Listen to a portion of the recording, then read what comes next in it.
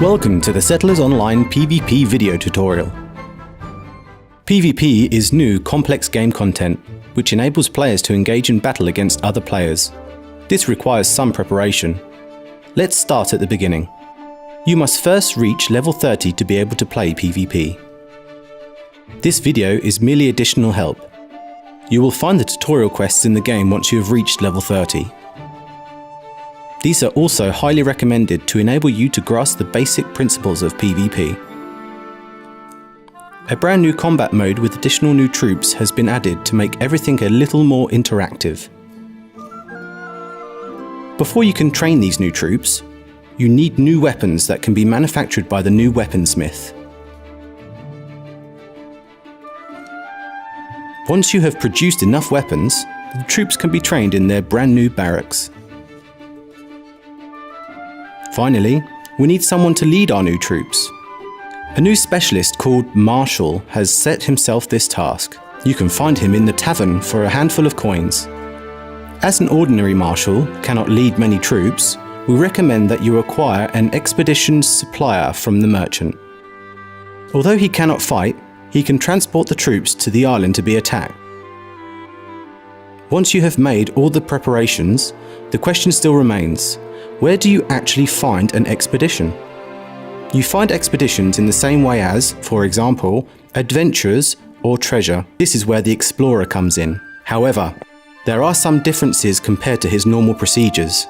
For example, the explorer no longer requires search time, but will need to recover for a certain period after his search. He also brings a certain number of expeditions with him, so you then have to decide which ones must be attempted first.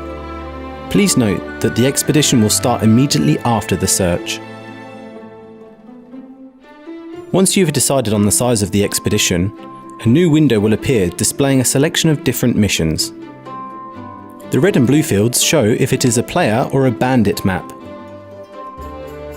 You can now choose a specific map with extra resources. Once you have chosen an expedition, it's not just a question of an extra reward. There is lots of information which you need to observe. The difficulty levels range from 1, very easy, up to 3, very hard. A troop's limit shows how many troops are allowed on an island. The marshal limit indicates how many marshals you can have on the island. This number does not include the expedition supplier. There is, of course, a set time limit in which you must liberate the island. The additional reward is also shown, but you only receive this after the island has been cleared and you have conquered it. You can only take a certain number of medipacks with you on expeditions, which you can also use to revive your marshals with no waiting time. And now let's see what this kind of expedition looks like. Here you can see a regular sized map. Similar to the adventures, there is a start sector. You can fight your way through the entire map from here. You will have to attack some bandits, while you can leave others alone. Ultimately, you have to defeat the map boss and claim the expedition for yourself. The bandits have never been too happy about a general, or, in this case, a marshal travelling through their territory. They will attack him, but you can prevent the assault by monitoring the red zone around the bandit camp. With bandit camps, you must also watch out for the type of bandits that are lurking in it. Their fighting style is different from that of normal troops, but that should not be a problem if you select the right troops. However, if you encounter a bandit leader, you should think carefully which troops would best suit the attack. Once you have defeated a map boss, the island is captured and the relevant quest is completed. Here is a good example of how easy it was to omit some camps to therefore reduce your troop losses. You were previously shown some images of the new battle, but now we want to look more in detail. Once an enemy camp has been attacked, a new combat slot appears.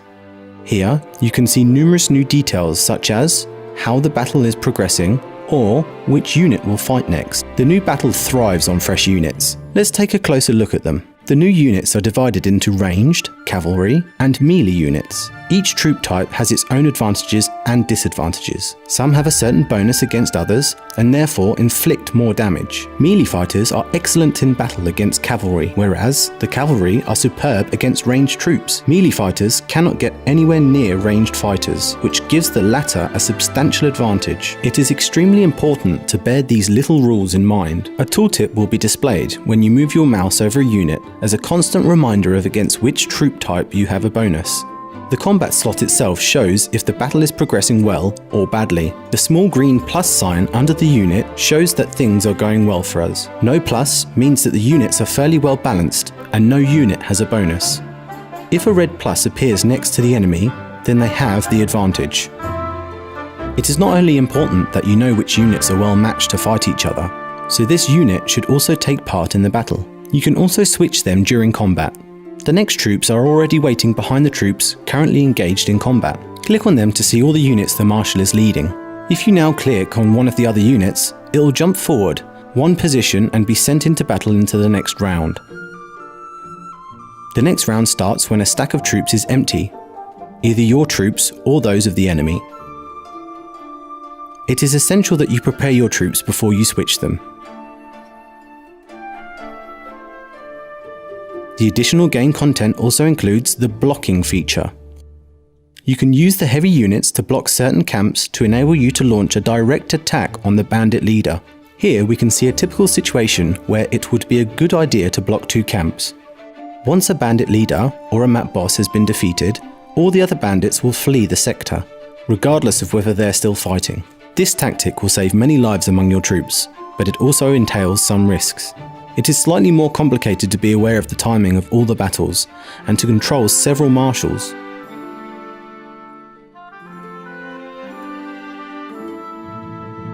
Once the entire map has been captured and you've confirmed your victory with the quest, a new window will appear to display the results of the expedition.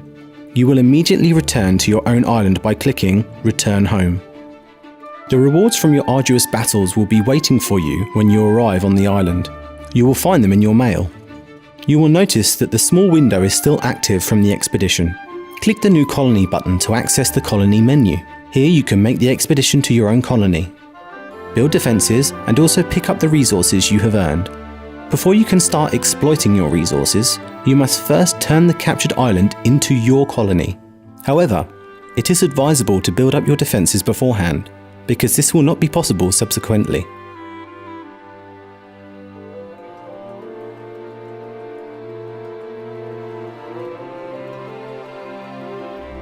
When you click Build Defences, you will be immediately directed to the island you have acquired. Don't be alarmed, the bandits are back, but this time they are fighting on our side.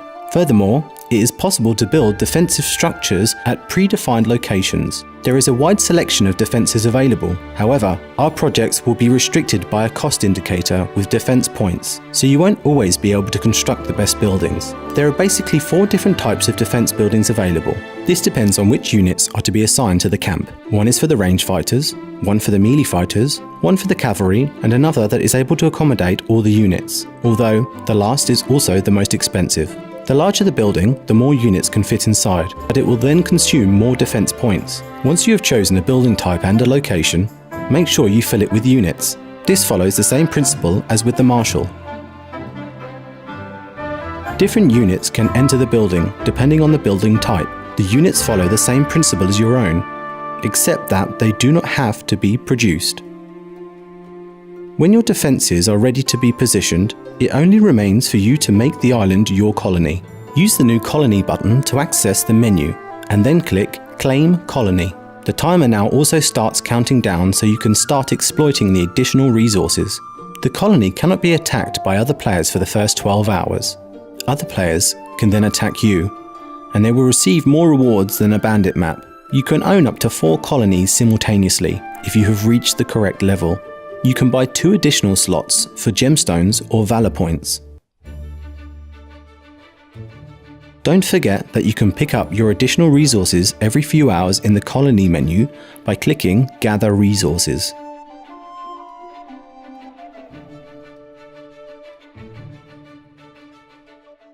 That's all for now. As you know precisely how everything works, we suggest that you embark on your journey and steal a few islands from some other players. Good luck!